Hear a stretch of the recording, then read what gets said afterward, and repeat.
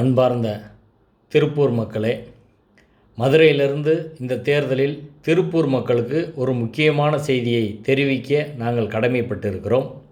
எங்கள் ஊர் மதுரை ஒரு வருஷத்துக்கு முன்னாடி ரொம்ப அமைதியாக இருந்துச்சு.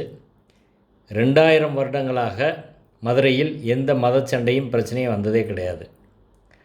நான் திருப்பூர்லேருந்து வந்த காடேஸ்வரா சுப்பிரமணியம், அதுக்கப்புறம் எலுமலையிலிருந்து வந்த ராம ரவிக்குமார், சங் பரிவார அமைப்பை சேர்ந்தவர்கள், பாஜகவை சேர்ந்தவர்கள், ஆர்எஸ்எஸ்ஐ சேர்ந்தவர்கள், இவங்க மதுரைக்குள்ளே கடந்த ஓராண்டுகளாக செய்த அட்டூழியங்கள் கொஞ்சம் நஞ்சம் கிடையாது.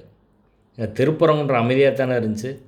திருப்பரங்குன்றம் மக்கள் யாராவது அங்கே மத பிரச்சனை இருக்குது, சாதி பிரச்சனை இருக்குது, கோயில் பிரச்சனை இருக்குதுன்னு யாராவது சொன்னாங்களா?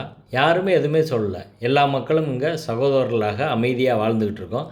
இப்போ தான் மதுரையில் ஒரு சில ஐடி கம்பெனி வருது, சில தொழிற்சாலைகள் வருது.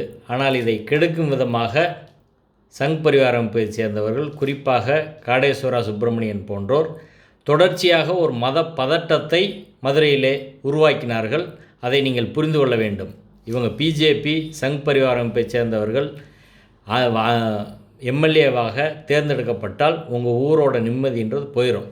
தேர்ந்தெடுக்கப்படுறதுக்கு முன்னாடியே மதுரையோட நிம்மதி, திருப்பரங்குன்றத்தின் நிம்மதி போயிடுச்சு. பல தடவை 144 தடியடி, போலீஸ் மேலே தாக்குதல், கடையடைப்பு, இப்படி பல்வேறு பிரச்சனை. என்ன காரணம் சொல்கிறாங்க? திருப்பரங்குன்றம் மலையில் தர்கா பக்கத்தில் போய் கார்த்திகை தீபம் ஏற்றணுமா?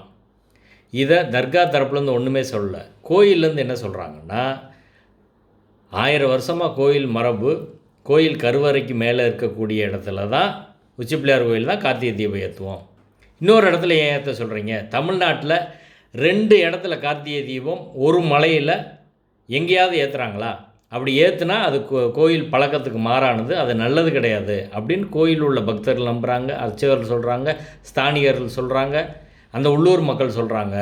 ஆனால் இதையெல்லாம் மீறி அரசியலுக்காக பாய்கள்கிட்ட வம்புழுக்கணும் என்பதற்காக தர்கா பக்கத்தில் போய் நீ ஏற்று அப்படின்னு இவங்க சொல்கிற பிஜேபி. இதனால் என்ன நன்மை இருக்குது சொல்லுங்கள்? ஒரு வருஷமாக திருப்பரங்குன்றத்தை மையப்படுத்தி மதுரையில் நடக்கிற பிரச்சனையினால் எந்த நன்மையும் கிடையாது.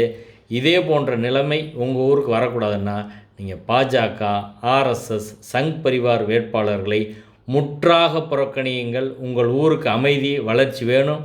உங்கள் பிள்ளையை கலவரத்தின் பின்னாடி போகக்கூடாது, எஃப்ஐஆர் ஆகி ஜெயிலுக்கு போகக்கூடாதுன்னா இவர்களை, பாஜக வேட்பாளர்களை தோற்கடியுங்கள்.